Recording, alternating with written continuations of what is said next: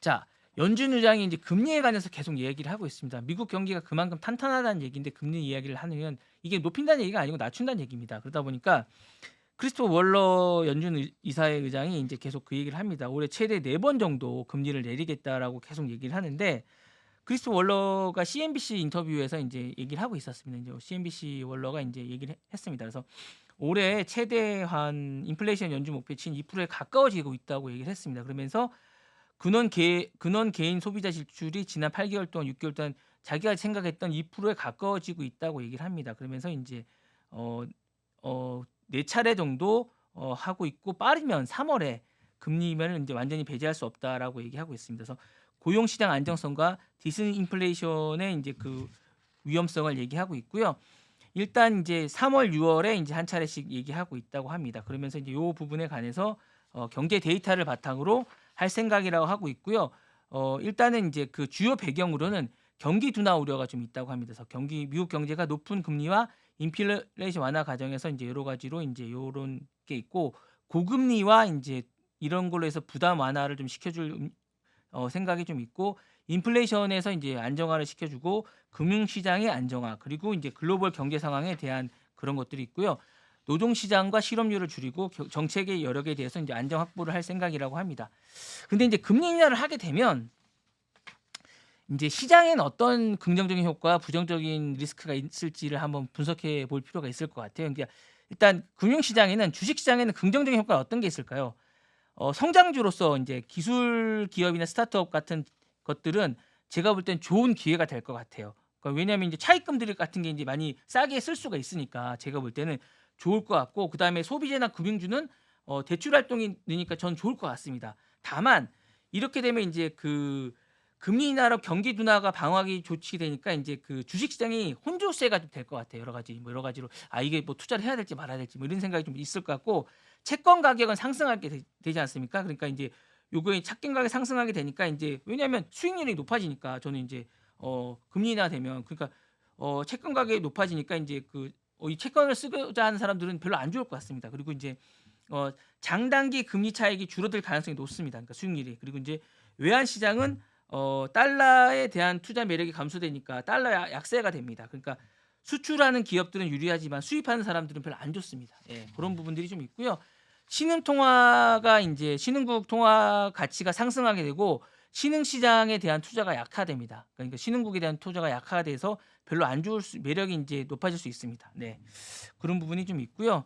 실물 경제에 대한 미치는 영향을 한번 보시면 금리 인하면서 대출금리가 낮아지니까 가계와 기업의 차입 비용이 줄어듭니다. 그래서 가계에는 모기지나 자동차 대출 비용이 줄어들어서 소비가 촉진될 수 있습니다. 그리고 이제 기업은 차입 비용이 감소되니까 신규 투자와 고용 확대가 용이하게 돼서 좋습니다. 예.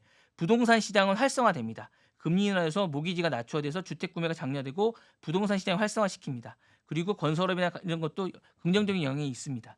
인플레이션 상승의 가능성은 있고 금리가 낮아지고 소비와 투자가 증가돼서 물가 상승 압박이 커질 수 있습니다. 그리고 연준 금리가 인하될 경우에 인플레이션 통제가 가능성이 신뢰가 유지되는 게 중요합니다. 네.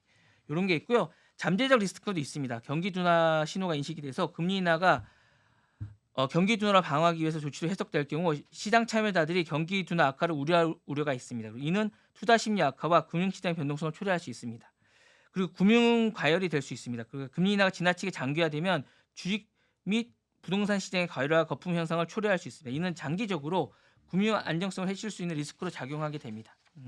그리고 달러 약세의 부작용도 있습니다. 그래서 달러 약세가 심화되면 미국의 수입 물가가 상승하게 되고 인플레이션 상승 압박으로 작용할 수 있습니다. 그래서 신흥 국가에서는 자본 유출로 인해서 금융 불안정성의 가능성도 있습니다. 그래서 결론적으로 이제 금리 인하는 금융시장과 실물 경제에 단기적으로 이제 그 긍정적 영향을 미칠 가능성도 크지만 경기 상황과 시장 기대, 인플레이션 압박 등의 요인에 따라서 이게 여러 가지 당황이 달라져요. 그래서 연준이 금리 인하를 이제 단행할 경우에 이제 이거를 극대화하기 위해서는 시장의 신뢰가 되게 중요합니다. 그래서 요걸 이제 잘 이제 묘를 살리는 게 중요할 것 같아요. 제가 볼 때는 그걸 잘 살려서 해야 될 것 같고요.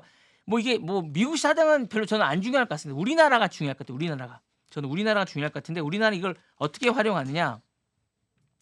이제 직간접적으로 하는데 달러가 이제 약세가 되잖아요. 이렇게 약세가 되면 이제 저는 이제 인플레이션 억제를 하는데 긍정적으로 영향을 미칠 수 있을 것 같고요.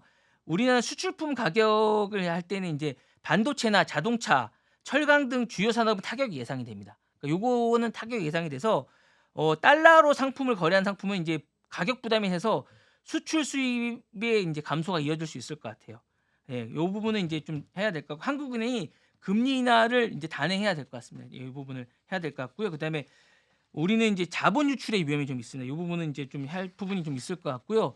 주식 시장은 인제 긍정적으로 인제 저는 될 것 같아요. 요 부분은 좀 긍정적으로 될 것 같고 그다음에 인제 실물 경제에서는 인제 미국 시장의 의존도가 좀 높은 인제 반도체나 자동차는 영향이 좀 있을 것 같습니다. 예. 그런 것 같고 원자재인 원유, 천연, 광물 요런 것들은 인제 비용 절감이 좀 있을 것 같습니다. 고런 것 같고 인제 우리가 인제 어 국내 부동산은 제가 볼 땐 높아질 가능성이 있을 것 같습니다. 그러니까 부동산 같은 것들은 인제 '미리 좀 사 놓아야 되시지 않을까?'라는 생각이 좀 있습니다. 인제 요런 부분들이 좀 있을 것 같고요. 좀 요런 것들을 염두에 두시고 하실 필요가 있습니다. 금리를 좀 내린다고 하시면 부동산 가격이 높아질 가능성이 좀 있습니다. 이런 부분들을 생각을 좀 하시고 인제 할 게 있으시지 않을까라는 생각이 듭니다. 그러니까 요런 것들을 염두에 두시고 금리 인하를 하신다고 하니까 올해 인제 여러 가지들을 좀 생각을 하시고 투자를 하시는 게 좋지 않을까라는 생각이 듭니다. 그러니까 이게 미국 금리 인하는 우리나라에 많은 영향을 미칩니다. 그러니까 요 부분에 연준 의장이 금리를 몇 차례 더 내린다고 하니까 요거를 가지고 올해 뭔가를 투자를 하시고 뭔가를 하는데 저는 금리 인하가 집값에 가장 영향을 많이 미친다고 생각을 하거든요. 그러니까 요거를 한번 고민을 좀 하시는 게 좋을 것 같습니다. 네.